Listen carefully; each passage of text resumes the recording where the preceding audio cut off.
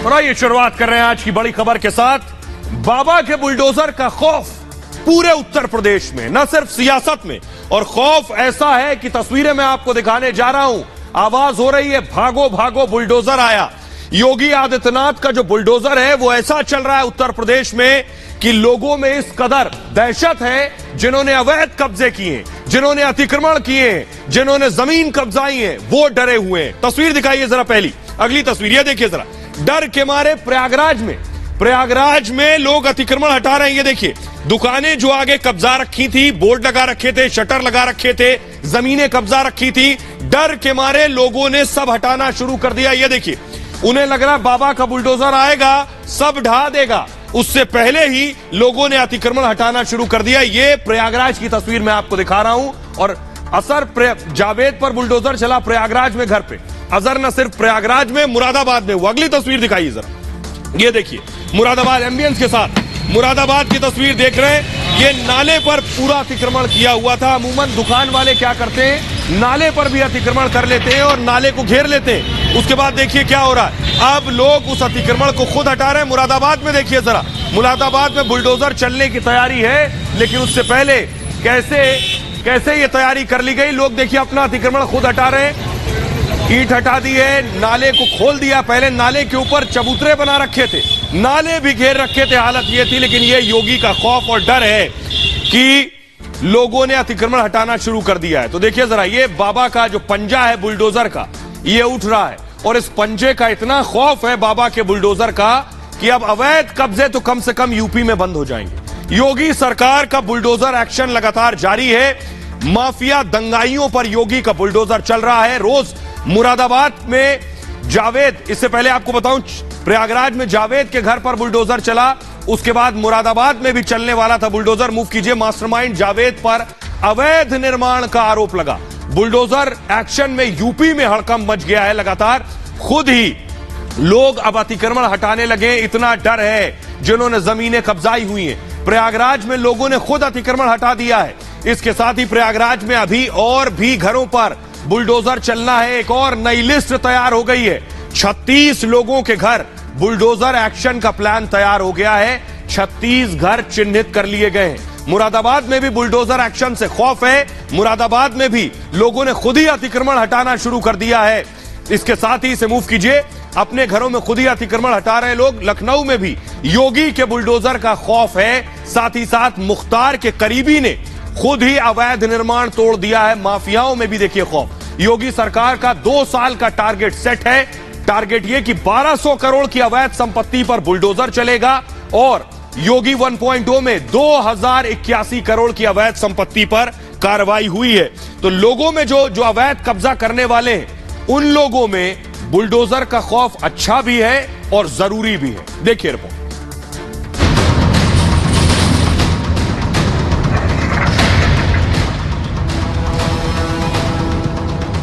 कोई भी तत्व अगर कानून को हाथ में ले रहा है, वो कोई भी संगठन हो, शक्ति के साथ उससे निपटने की कार्रवाई हमारी जनपद स्तर पर हो और इस पे हम लोग हर एक स्तर पर जवाबदेही भी सुनिश्चित करें।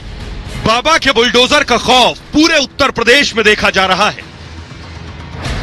माफिया, दंगाई, अतिक्रमणकारी बाबा के बुलडोजर से सब के सब डरे हुए कि कब उनका नंबर आ जाएगा। और इसी वजह से प्रयागराज में लोगों ने बुलडोजर एक्शन से पहले ही खुद अतिक्रमण हटा लिया है। अपने घरों से लेकर दुकानों तक जहां भी अवैध अतिक्रमण था उसको हटा दिया है। प्रशासन की कार्रवाई नहीं, लेकिन खुद ब खुद देखिए ये अपना जो अवैध निर्माण था, अवैध अतिक्रमण था, ये खुद तोड़ रहे हैं। देखिए अगर आप देख पाए तो खुद ब खुद गेट तोड़े जा रहे हैं, दरवाजे तोड़े जा रहे हैं। आप देखिए ये इलाका देखिए, ये देखिए जो एक्स्ट्रा दीवार थी, जो अवैध निर्माण की बात हो रही थी, ये दीवार भी देखिए खुद ब खुद जो इलाके के बाशिंदे हैं खुद ब खुद तोड़ रहे हैं। मुरादाबाद में भी प्रयागराज जैसी तस्वीर सामने आई। यहां भी लोग घरों से लेकर दुकानों तक जहां 1 इंच भी अवैध निर्माण था उसको खुद हटाने लगे। नगर निगम के चिन्हित करने के बुलडोजर एक्शन से पहले ही लोगों ने अतिक्रमण हटा दिया।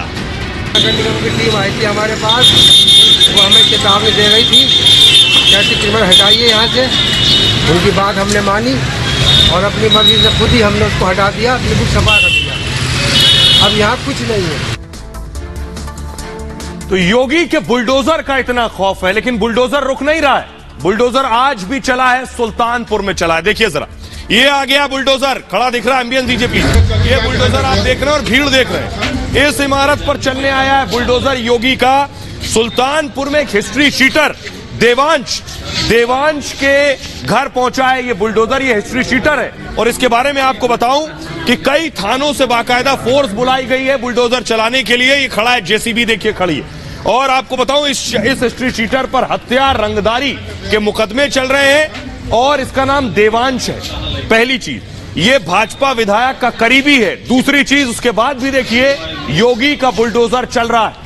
कोई पक्ष न विपक्ष, निष्पक्ष तरीके से योगी का बुलडोजर चल रहा है। मुन्ना बजरंगी का भी करीबी माना जाता है ये देवांश।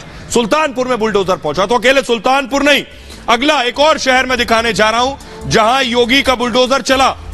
अंबेडकर नगर लिए चलता हूं आपको। ये देखिए जरा, एम्बियंस के साथ दिखाइए। ये बुलडोजर चल रहा है अंबेडकर नगर में। तालाब की जमीन पर अवैध कब्जा था और उसकी बाउंड्री गिरा दी गई है। ये देखिए बुलडोजर रोज चल रहा है, चाहे वो अंबेडकर नगर हो, सुल्तानपुर हो, मुरादाबाद हो या फिर प्रयागराज हो। ये वो तस्वीरें दिखा रहा हूं मैं आपको अंबेडकर नगर की। लेकिन सवाल ये है इस दरमियान कि बहुत से लोग परेशान हैं। योगी का बुलडोजर ने बहुत से सियासतदानों की नींद उड़ा दी। देखिए कौन है वो सियासतदान जिन्हें रातों को नींद नहीं आ रही है और योगी के बुलडोजर को वो अलग ही न्याय बता रहे हैं। देखिए असदुद्दीन ओवैसी क्या कह रहे हैं। इधर साक्षी महाराज है, इधर ओवैसी है। साक्षी ने जवाब दिया। ओवैसी कह रहे हैं यूपी में बुलडोजर एक्शन पर दरअसल ओवैसी भड़क गए हैं। यूपी के सीएम सुपर चीफ जस्टिस बन चुके हैं, ओवैसी ये कह रहे हैं। योगी फैसला करेंगे कि किसका घर तोड़ना है, सीएम तय करेंगे। तो कोर्ट की आखिर जरूरत क्या है, ओवैसी कह रहे हैं। ये नफरत नहीं तो आखिर क्या है। देश के रूल ऑफ लॉ पर बुलडोजर चलाया है। यूपी में घर सुरक्षित है या नहीं, ओवैसी पूछ रहे हैं। झूठे नोटिस पर घर गिराने का आरोप लगाया असदुद्दीन ओवैसी ने। प्रयागराज में बुलडोजर एक्शन को गलत बता रहे हैं ओवैसी। उत्तर प्रदेश में साक्षी महाराज क्या कह रहे हैं। उत्तर प्रदेश में योगी बाबा है, यह कहना है साक्षी का। शुक्र को, यानी उनका कहना है शुक्रवार को पत्थर चलेगा तो शनिवार को बुलडोजर चलेगा। वो कह रहे हैं कानपुर हिंसा का उन्नाव से कनेक्शन है और यूपी पुलिस ने तत्काल स्थिति संभाल ली है। कानपुर में हालात खराब हो सकते थे। उन्नाव में कई अलगाववादी आतंकी रहे हैं। सुनियोजित तरीके से पत्थरबाजी हो रही है, यह साक्षी महाराज ने कहा है। आइए अब आपको दोनों को सुनवाते हैं। ओवैसी को सुनिए क्या कह रहे हैं और साक्षी महाराज को भी सुनिए। उत्तर प्रदेश के चीफ मिनिस्टर तो सुपर चीफ जस्टिस बन चुके हैं। वो खुद अपनी अदालत में किसी को कन्विक्ट करेंगे और घर तोड़ देंगे। अभी से घर तोड़ दो आप। रूल ऑफ लॉ को तो बर्बाद कर रहे हैं आप। जो घर तोड़ा गया आफरीन फातिमा का, वो तो उसकी मां के नाम पे था।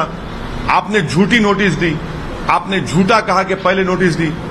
आपको कोई इख्तियार ही नहीं है घर तोड़ने का। ये खुली नफरत की मिसाल है मुसलमानों के खिलाफ। ये खुली नफरत की मिसाल है। कलेक्टिव पनिशमेंट भारत के मुसलमानों को दे रहे हैं भाजपा वाले। योजनाबद्ध तरीके से कानपुर को आग में झोंकने का जो प्रयास किया गया, मैं धन्यवाद करूंगा अपने योगी आदित्यनाथ जी का और उनकी पुलिस का कि तत्काल कार्रवाई करके उन्होंने स्थिति को संभाल लिया। और नहीं तो कानपुर की स्थिति भयावह होती, समूचा विश्व हमारे ऊपर हंसता और फिर योगी जी के लॉ एंड ऑर्डर की दुहाई दी जाती। और आज योगी जी का बुलडोजर चल रहा है तो लोगों को परेशानी हो रही है। अगर पत्थर फेंकेंगे तो बुलडोजर जरूर चलेगा। और हमारे यहाँ तो बाबा योगी आदित्यनाथ हैं उत्तर प्रदेश में, अगर शुक्रवार को पत्थर चलेगा तो शनिवार को बुलडोजर जरूर चलेगा। और अब देखिए जरा, अगले शुक्रवार की भी तैयारी है। किसने की है तैयारी, ये मैं आपको बताऊंगा। और क्या तैयारी है ये देख रहे हैं आप। ये है एक और भड़काऊ मौलाना बरेली के, मौलाना तौकीर रजा। तौकीर रजा ने अगले जुमे की तैयारी कर ली, कुछ इसी तरह से प्रदर्शन की। ये देख रहे हैं, ये पुरानी तस्वीरें दिखा रहे हैं, लेकिन अगले शुक्रवार की तैयारी है। तो क्या करेंगे तौकीर रजा और प्रशासन की तैयारी क्या है, ये भी आपको साथ साथ बताता हूं। प्रशासन ने भी पूरी पुख्ता इंतजाम और तैयारी कर ली है। देखिए जरा, ग्राफिक्स आपके सामने आ गया। अगले जुमे पर तौकीर के प्रदर्शन का ऐलान तौकीर ने किया है। बरेली में 17 जून को धरना प्रदर्शन करेंगे तौकीर। 17 तारीख को, जो अगला फ्राइडे, जुमे की नमाज के बाद तौकीर का कार्यक्रम है। साथ ही साथ प्रदर्शन में महिलाओं, बच्चों को भी बुलाया गया है। और इस्लामिया मैदान में लोगों को बुलाया गया है। तौकीर के ऐलान के बाद एक्शन में प्रशासन है पूरी तरह से। प्रदर्शन में शामिल होने पर सख्त कानूनी कार्रवाई की जाएगी, प्रशासन का कहना है। तौकीर को प्रदर्शन की इजाजत नहीं है, खुद बाकायदा एडीजी कह रहे हैं इस बात को। साथ ही साथ अफवाह फैलाने पर कड़ी कार्रवाई भी होगी और प्रशासन ने सुरक्षा के कड़े इंतजाम किए हुए हैं। जुमे के दिन चप्पे चप्पे पर पुलिस तैनात रहने वाली है। बरेली में ड्रोन कैमरों से बाकायदा निगरानी रखी जाएगी बरेली में। आइए अब आपको सुनवाता हूं मैं, सुनिए जरा क्या कह रहे हैं तौकीर रजा और एडीजी बरेली जोन क्या कह रहे हैं। राजकुमार, दोनों को सुनिए। हमारी आस्थाओं को ठेस पहुंचाया, हम उसके लिए एहतजाज कर रहे हैं, नाराजगी का इजहार कर रहे हैं, तो उनकी आस्था का भी एहतराम हमें करना चाहिए। तो मैंने अपने 10 तारीख का प्रोग्राम मुलतवी करके उसको 17 कर दिया। एक हफ्ता मैंने उसको आगे बढ़ा दिया। हमारे पास जो सोशल मीडिया के माध्यम से ही, प्लेटफॉर्म से ही कुछ सूचनाएं ज्ञात हुई, ऑफिशियली हमें ज्ञात नहीं हुआ है। मैंने स्पष्ट कर दिया है 17 जून को किसी प्रकार के धरना प्रदर्शन की अनुमति प्रशासन के द्वारा अब तक प्रदान नहीं की गई है। और अगर कोई प्रयास करेगा कुछ भीड़ इकट्ठा करने का, इस तरह का जुलूस निकालने का प्रयास होगा, तो ऐसे तत्वों को हम चिन्हित करके उनके विरुद्ध कड़ी से कड़ी कार्रवाई करेंगे। और अब यह मामला योगी के बुलडोजर पर ब्रेक लगाने का मामला कोर्ट पहुंच गया है। सुप्रीम कोर्ट में जमीयत से लेकर पूर्व जजों ने अपील की है, याचिका लगाई है कि योगी के बुलडोजर पर ब्रेक लगाया जाए। सुप्रीम कोर्ट ऑफ इंडिया से यह अपील की गई है।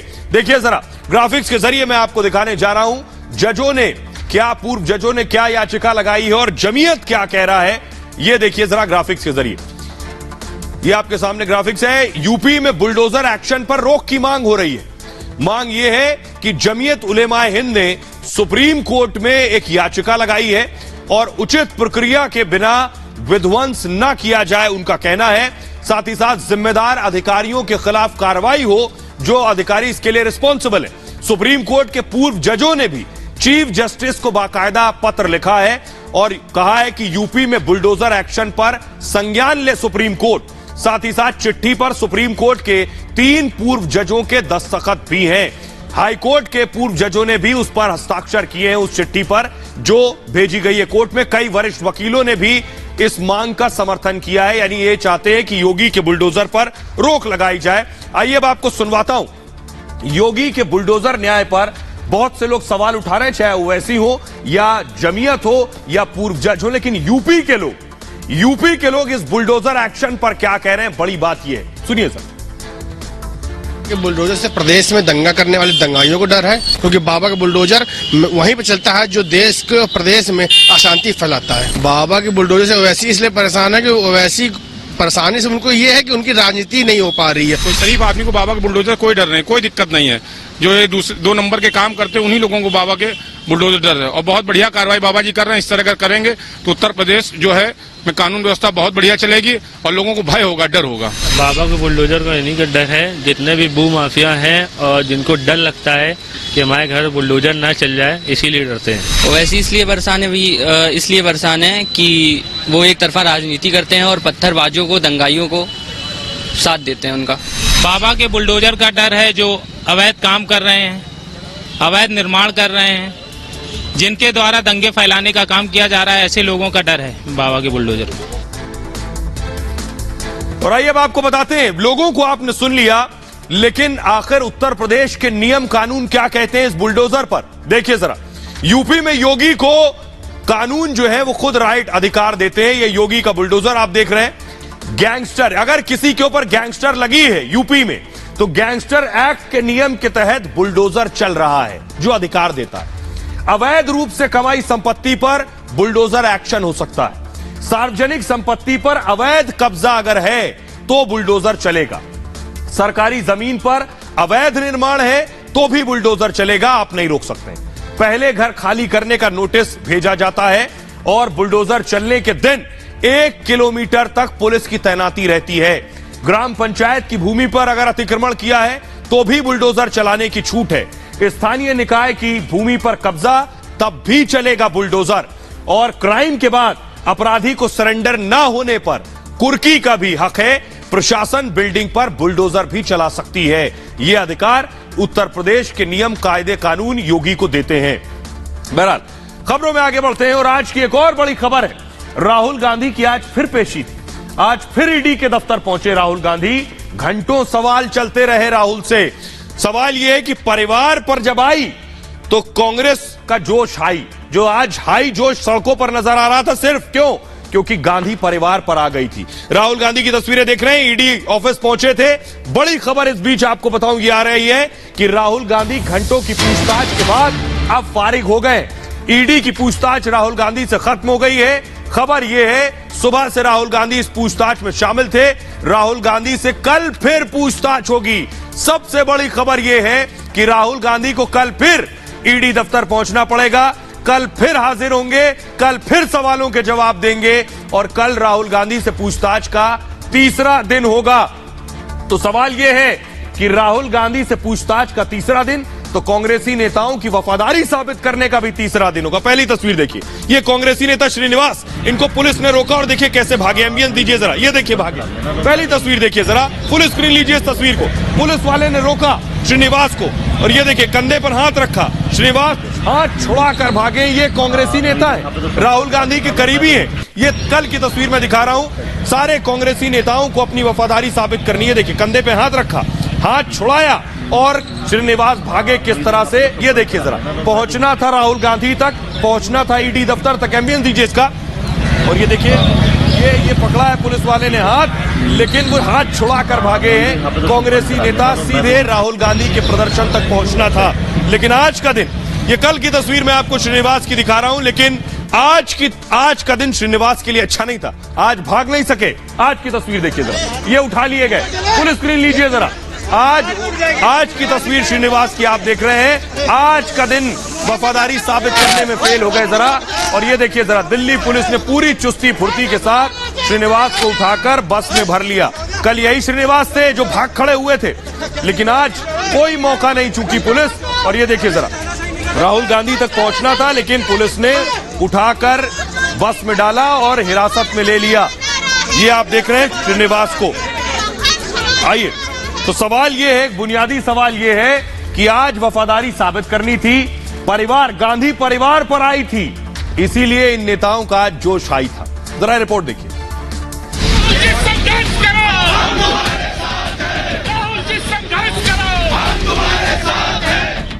आज फिर राहुल की पेशी हुई।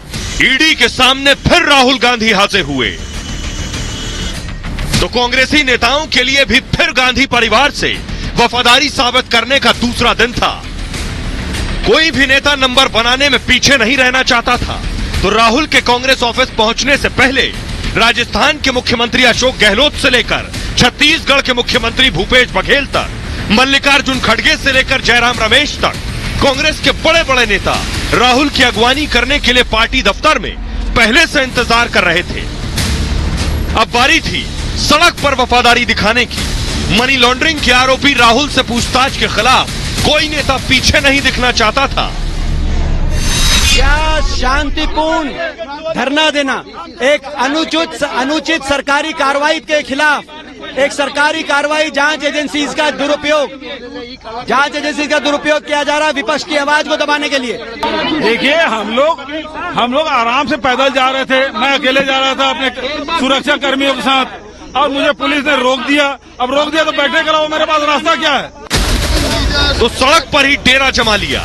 दीपेंद्र हुड्डा से लेकर बघेल तक हिलने को तैयार नहीं थे। फिर पुलिस एक्शन में आई और एक एक को बस में भरकर हिरासत में लिया। तो हमें रोकेंगे, हम बढ़ते जाएंगे। तो हमें जेल में भेजेंगे, हम आगे बढ़ते जाएंगे। सत्याग्रह होगा और ये लड़ाई जो है गांव-गांव, गली-गली, कूचे-कूचे तक, हर खेत खलिहान और फैक्ट्री तक पहुंचे। आज से पहले शायद ही आपको याद हो कब कांग्रेस ने देश के किसी मुद्दे के खिलाफ इतना बड़ा प्रदर्शन किया, जब राज्यों के मुख्यमंत्री से लेकर सांसद तक सड़क पर निकल आए। लेकिन राहुल की ईडी के सामने पेशी कांग्रेस के लिए देश के सभी मुद्दों से बड़ी है। इसलिए परिवार पर आई तो कांग्रेस नेताओं का जोश भी हाई है। राहुल जी, संघर्ष करो, हम तुम्हारे साथ हैं। और आइए अब आपको बताते हैं कि राहुल गांधी अभी तो फारिग हो गए, निकल गए, लेकिन आज क्या सवाल जवाब हुए, राहुल गांधी ने कैसे ईडी के सवालों का सामना किया। ये देखिए, आज फिर राहुल गांधी कल की तरह ईडी ऑफिस पहुंचे थे। लगातार आज पूछताछ का दूसरा दिन था राहुल गांधी से। बहुत से सवाल जवाब हुए। करीब 11 बजे, सुबह 11 बजे राहुल गांधी ईडी ऑफिस पहुंच गए और उसके बाद सवालों का सिलसिला शुरू हुआ। इससे पहले राहुल गांधी कांग्रेस दफ्तर गए थे। राहुल के साथ आज प्रियंका गांधी फिर मौजूद थी। इसके अलावा सुरक्षा को लेकर पुख्ता इंतजाम किए गए थे।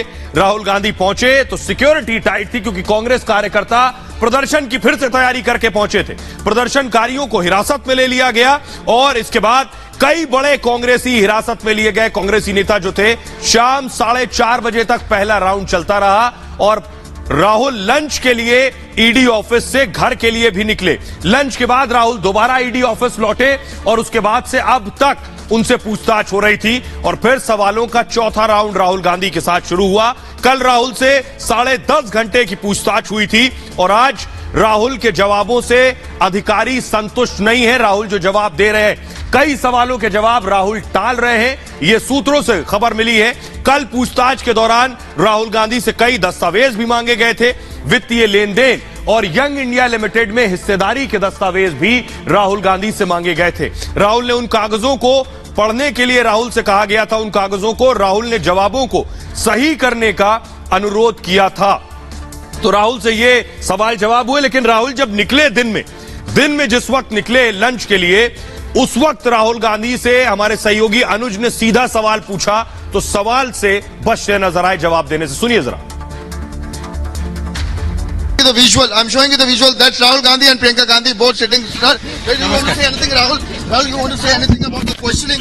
Rahul, you want to say anything about the questioning, Rahul? Thank you. So that was Rahul Gandhi, whom we were the visual. I'm showing you the visual. That's Rahul Gandhi and Priyanka Gandhi both sitting. Sir, do you want to say anything, Rahul? Rahul, you want to say anything about the questioning? Rahul, you want to say anything about the questioning, Rahul? Thank you. So that was.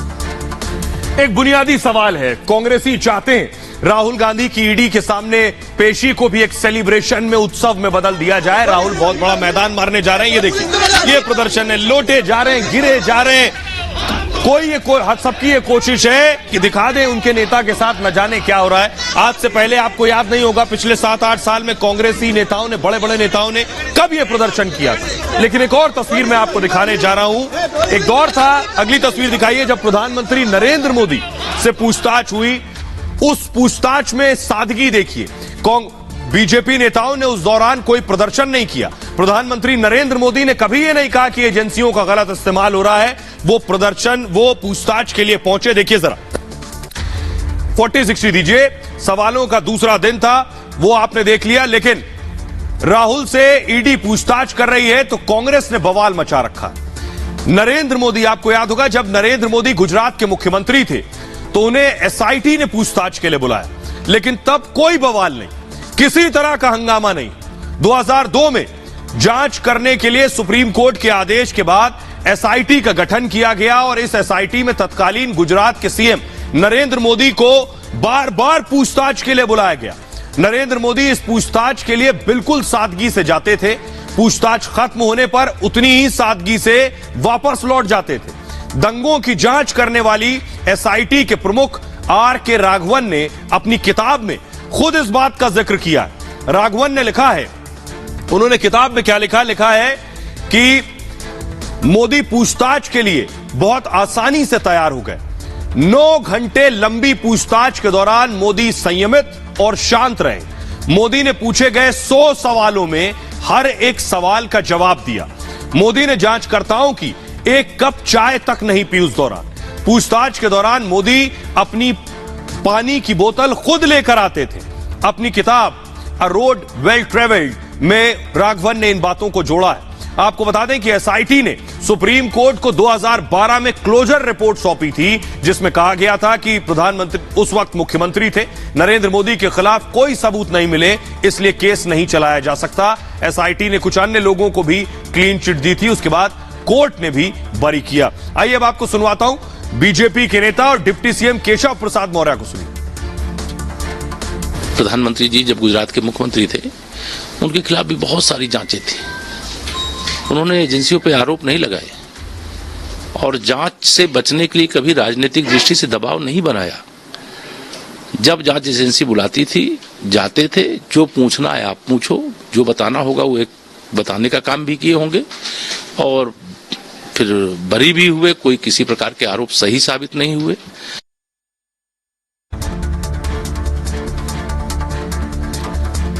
तो आइए मैं आपको बताऊं कि राहुल गांधी जब पहुंचे, जिस दौरान राहुल गांधी पहुंचे हैं सुनवाई के लिए यानी सवालों के जवाब देने के लिए, तो कांग्रेस प्रदर्शन कर रही है, लेकिन इस दौरान सियासत लाल है। जरा पहले मैं आपको सुनवाता हूं, जरा सुनिए, पॉलिटिकल बॉक्सेस में सुनवाता हूं नेता क्या कह रहे हैं, सुनिए।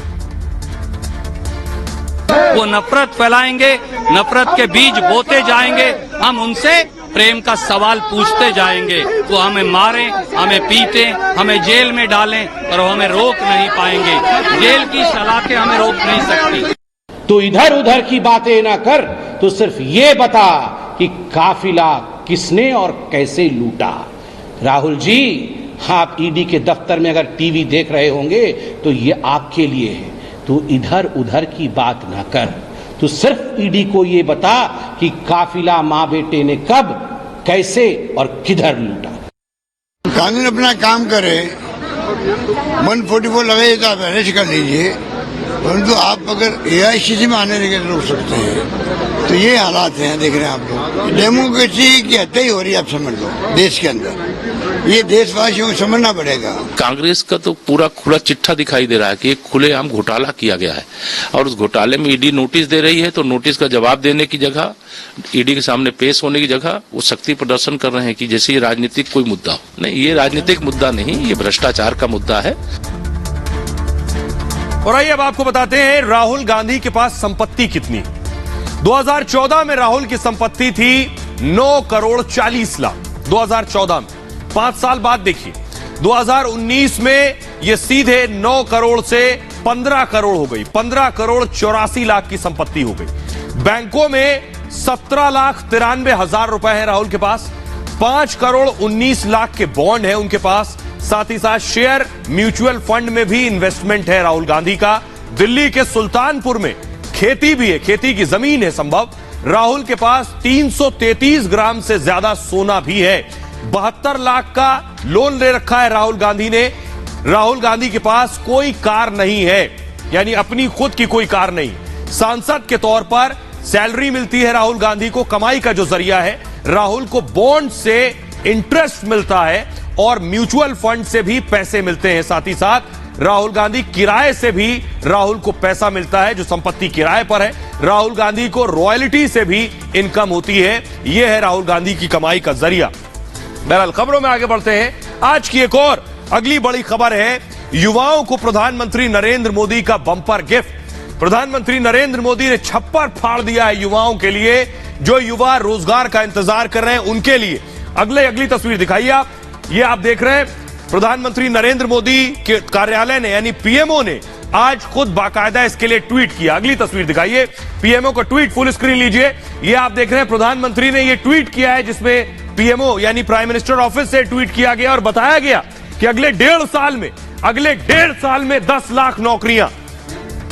लाख नौकरियां दी जाएंगी अगले 1.5 साल में। देखिए, ये लोगों के लिए खुशखबरी है।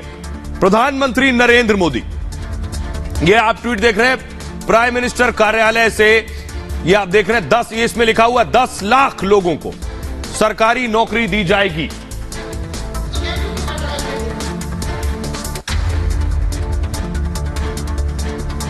देखिए, ये आप देख रहे हैं युवाओं को बम्पर गिफ्ट, रोजगार को लेकर बड़ा ऐलान किया गया है।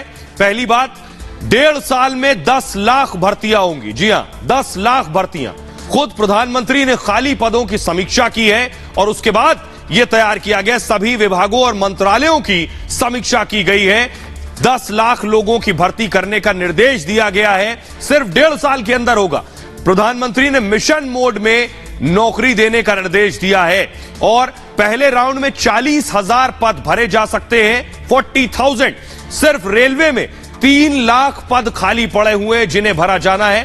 पोस्ट ऑफिस विभाग में भी 90,000 पद खाली हैं। साथ ही साथ 2 साल से सेना में भी भर्तियां नहीं हुई हैं अब तक, और रेवेन्यू विभाग में करीब 75,000 पद खाली हैं, इन पदों को भरा जाना है। रक्षा सिविल में भी करीब 2.5 लाख पद खाली हैं, उन्हें भी भरा जाना है। गृह मंत्रालय में करीब 1,30,000 पद खाली पड़े हैं। अब प्रधानमंत्री मोदी के ऐलान के बाद युवाओं ने राहत की सांस ली है। सुनिए जरा क्या कुछ कह रहे हैं अनुराग ठाकुर और देश के युवा। माननीय प्रधानमंत्री जी ने देश के युवाओं के लिए ज्यादा से ज्यादा रोजगार मिले, उसके लिए भी निर्देश जारी किए हैं कि 10 लाख सरकारी भर्तियां अगले 18 महीने में पूरी की जाएं, ताकि जिन जिन विभागों में कोई पद खाली है उनको भरने का काम भी किया जाए और देश के लाखों युवाओं को 10 लाख सरकारी नौकरियां मोदी सरकार 18 महीने में भरने जा रही है। आज मोदी जी ने जो अनाउंसमेंट किए वो बहुत अच्छी बात है। यूथ को एम्प्लॉयमेंट की बहुत ज़्यादा ज़रूरत है, एंड गवर्नमेंट से ये ऐसी एक्शन तो बहुत ही बढ़िया चीज़ है। मेरे ख्याल से ये बहुत ही बड़ा वाला स्टेप है एंड इससे बहुत। लेकिन प्रधानमंत्री नरेंद्र मोदी ने नौकरियों का ऐलान किया, लेकिन सियासत इस पर भी परेशान हो गई। तस्वीरें दीजिए प्लीज। असदुद्दीन ओवैसी से लेकर राहुल गांधी, रोजगार नहीं था तो परेशान थे, रोजगार का ऐलान कर दिया तो परेशान हो गए। सियासतदानों को सियासत हर चीज पर करनी है। देखिए जरा असदुद्दीन ओवैसी से लेकर राहुल तक क्या ट्वीट कर रहे हैं। उसके बाद राहुल ने लिखा, 8 साल पहले सालाना 2 करोड़ नौकरियों का झांसा दिया था, वैसे ही अब 10 लाख नौकरियों की बारी है। उन्होंने लिखा, यह जुमलों की नहीं महाजुमलों की सरकार है। असदुद्दीन ओवैसी लिख रहे हैं, सालाना 2 करोड़ नौकरी का वादा था, अब 1.5 सालों में सिर्फ 10 लाख नौकरियां देंगे, इससे घिनौना मजाक क्या हो सकता है। आज देश में 60 लाख से ज्यादा पद खाली हैं, ओवैसी साहब को पता है। आइए सुनवाता हूं आपको, असदुद्दीन ओवैसी को सुनिए और उनको पीयूष गोयल केंद्रीय मंत्री जवाब देने, दोनों को सुनिए। में तो 16 करोड़ नौकरियां आपको देना था, आप भूल गए उसको, और अब आप कह रहे हैं कि मैं 24 में, क्योंकि चुनाव आ रहा है पार्लियामेंट का और राजस्थान का, मध्य प्रदेश, छत्तीसगढ़ का चुनाव है, गुजरात का, आप कह रहे हैं कि मैं 5-5 लाख नौकरी दूंगा। भाई 16 करोड़ नौकरियों का क्या हुआ, बता दीजिए हमको, वो क्यों नहीं दिया आपने। प्रधानमंत्री नरेंद्र मोदी जी ने जिस प्रकार से पूरा निरीक्षण करके ये फैसला लिया है कि 10 लाख हमारे युवा युवती भाई बहनों को नौकरी दी जाएगी सरकार में, सरकार के अन्य विभागों में, पब्लिक सेक्टर अंडरटेकिंग्स में, ये दर्शाता है कि नए भारत के निर्माण में अब युवा शक्ति का बहुत बड़ा योगदान होगा। तो बेरोजगारी पर प्रधानमंत्री का अग्निबाण मैं आपको दिखाने जा रहा हूं। सिर्फ 10 लाख नौकरी नहीं, अब अग्निबाण क्या है ये आपको बताते हैं। आज बाकायदा एक बड़ी प्रेस कॉन्फ्रेंस हुई, हजारों भर्तियां करने की तैयारी में है, सेना में हजारों भर्तियां होने वाली हैं कुछ इस तरह से। और ये भर्तियां कब से शुरू होंगी, कौन इसमें अप्लाई कर सकता है, कितने वक्त तक काम कर सकता है, ये आपको बताऊंगा। अगली तस्वीर दिखाइए, फुल स्क्रीन बाकायदा प्रेस कॉन्फ्रेंस हुई। प्रेस कॉन्फ्रेंस में खुद रक्षा मंत्री मौजूद थे। इस प्रेस कॉन्फ्रेंस में ऐलान किया गया कि सेना को कैसे मिलेंगे अग्निवीर। ये आप देख रहे हैं, ग्राफिक दीजिए फास्ट। सेना के चीफ भी मौजूद थे, तीनों सेनाओं के। सेना में भर्ती के लिए अग्निपथ स्कीम लॉन्च की गई है।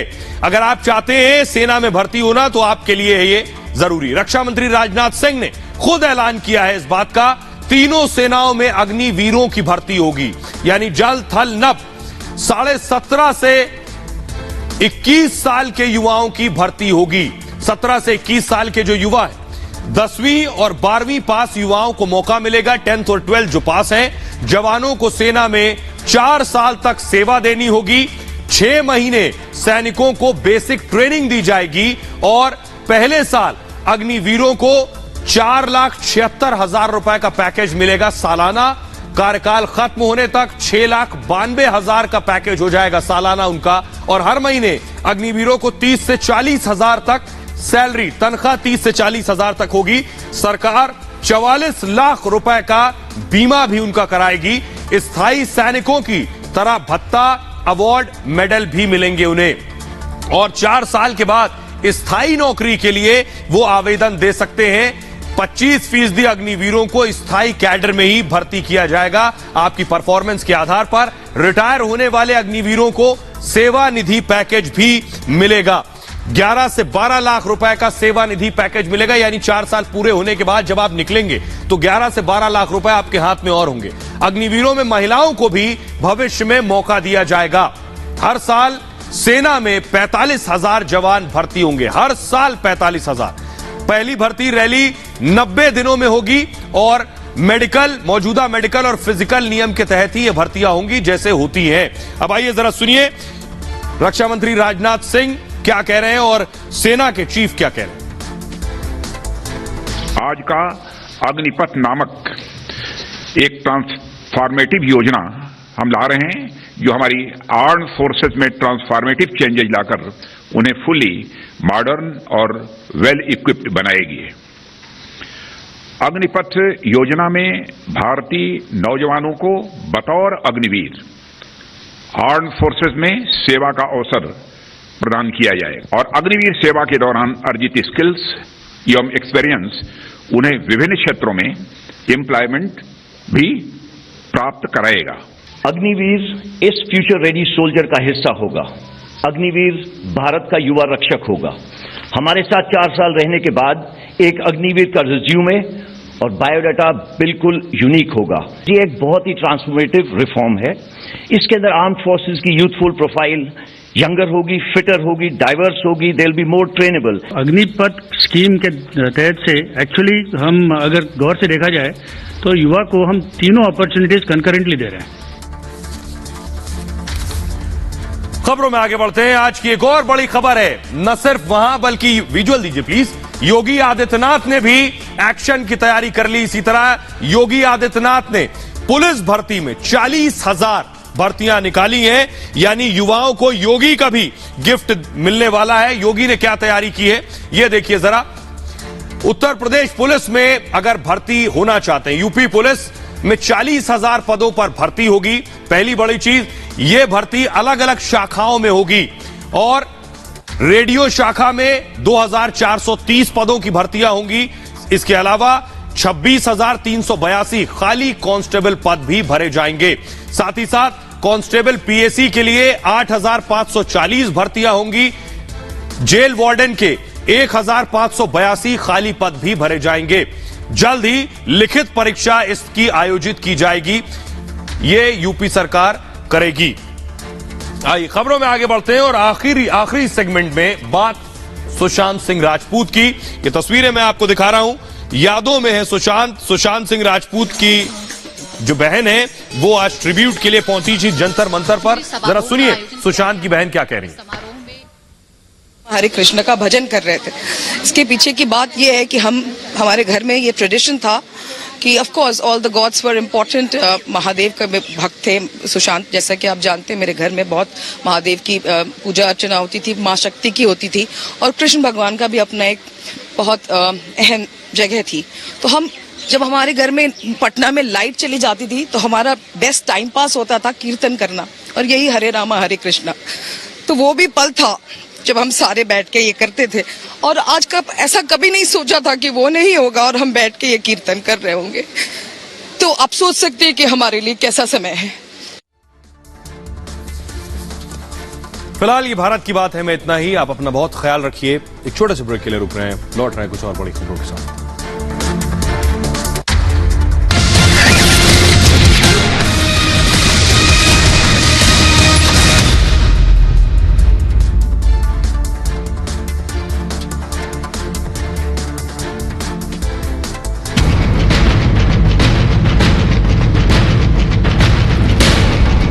तस्वीरें कानपुर की हैं,